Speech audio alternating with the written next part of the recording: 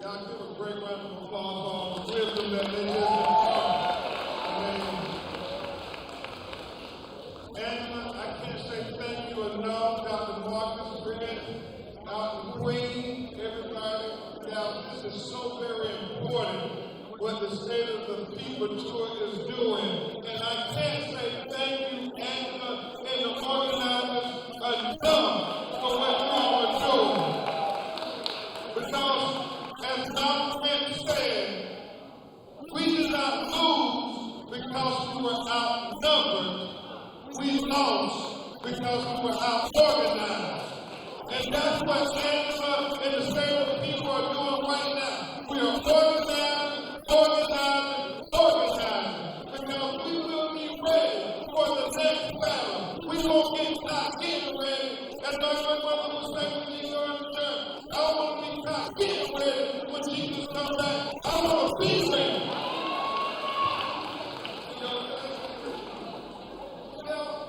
Truly, this is about our children's future.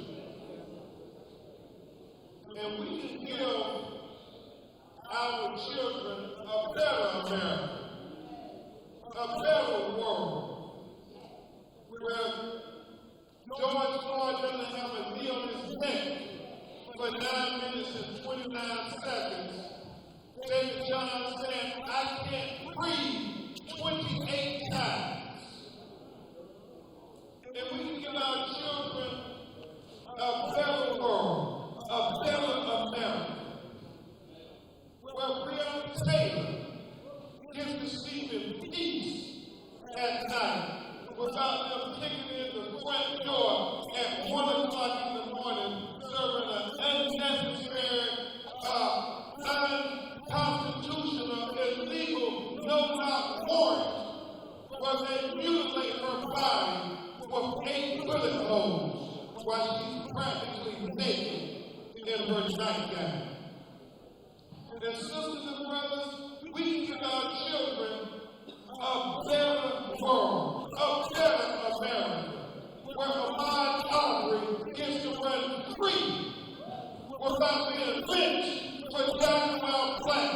Not in 1940, not in 1950, but this was in 2020. This was in our day when the lynch mob lynched him for running in what they said was their neighborhood. And sisters and brothers, we can give all of our children a better world, a better America, where they have an equal opportunity as the American promise of life and liberty and the pursuit of happiness. It is within us. We don't need anybody else. That's what the State of the People is about.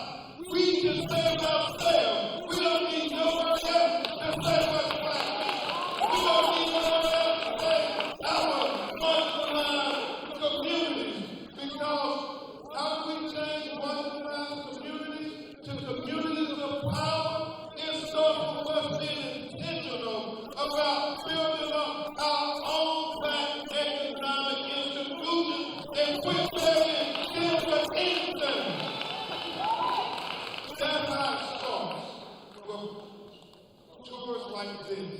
I think about Altadena and that beautiful, thriving black community right here in Los Angeles.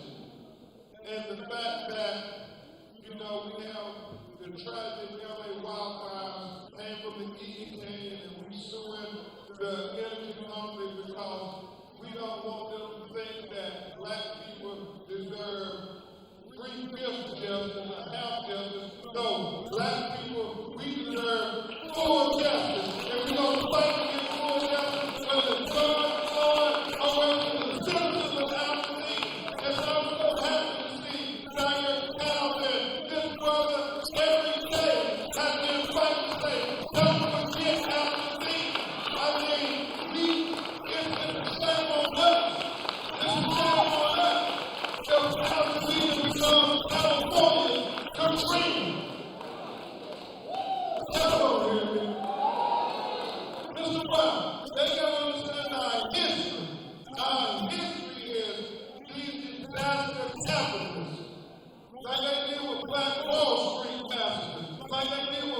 East St. Louis, they come when there's a disaster, and then they try to steal our generational wealth. It's a shame before God. And fool me once, shame on you. Fool me twice, shame on me. We ain't gonna let them take out the sin.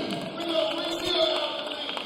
We're gonna build it better and stronger.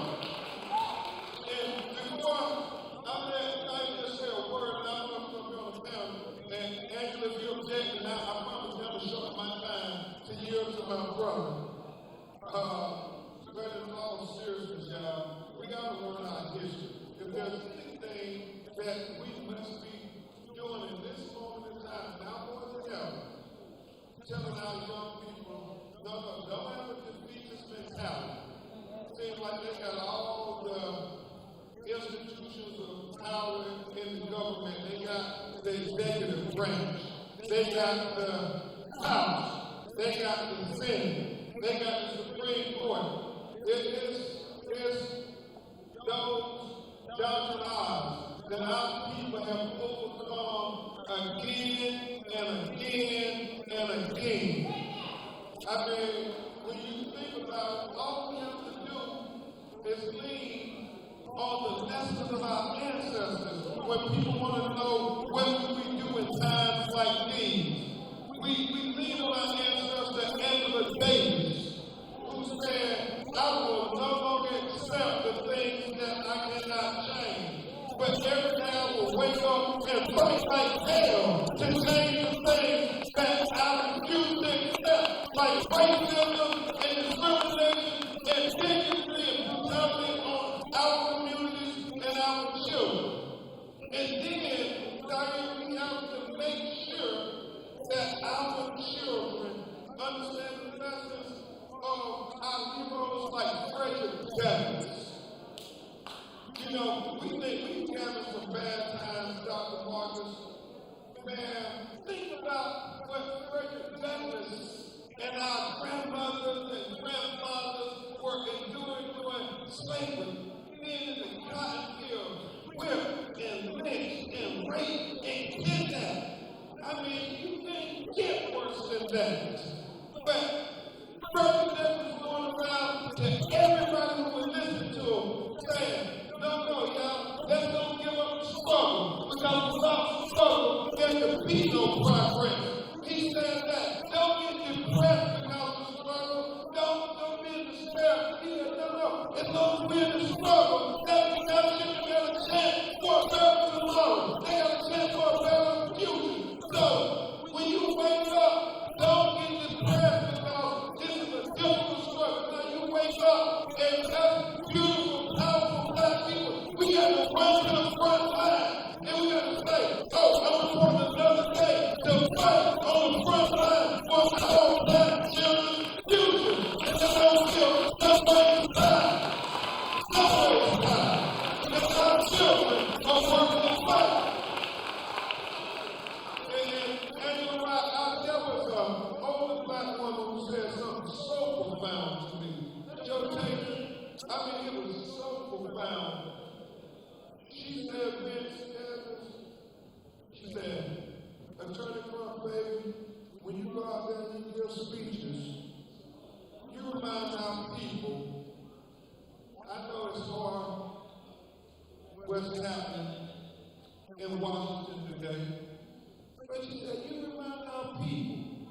She said, black people have been through too many thunderstorms to worry about these few raindrops that they putting out today. I mean, we got to believe that we gonna be all right as long as we stand up and do what our ancestors did. They didn't give up just because we got a little hard. They didn't have a defeatist mentality just because you had slavery and Jim Crow and everything else wrong today. No. What do? They thought about the better tomorrow. They dreamed of you all. They dreamed of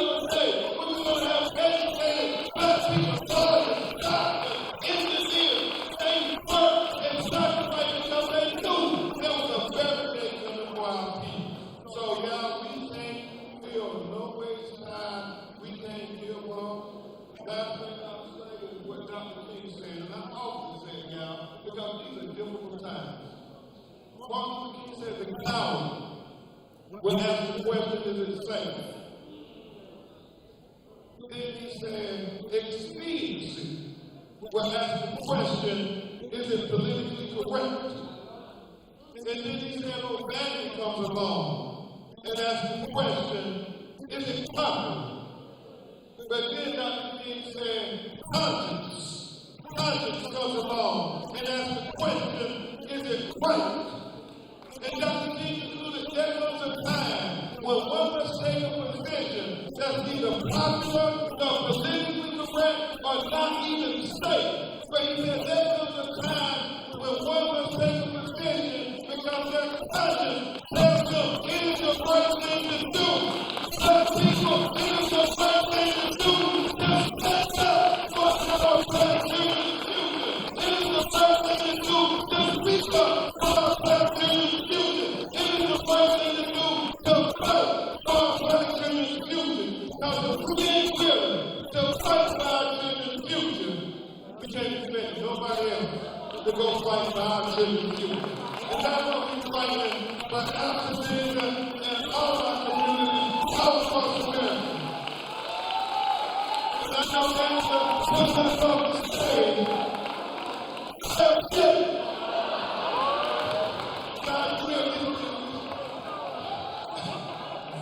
Senator Calvin was an outstanding in Oklahoma City. We've been battling for community and trying to keep our community together. We've been devastated, and it's an African-American black community that has been strong and proud for a long time. Quietly, we're all connected from LA, the families in LA. We were out together. Just want to show love, and I want to address one thing they said earlier when they said the reason we're scared of our leaders because they always get killed. No, what we need to do as black men, we need to keep stepping up and becoming more leaders. Instead of being in the streets, we're going to die for a turf. We need to die for our people.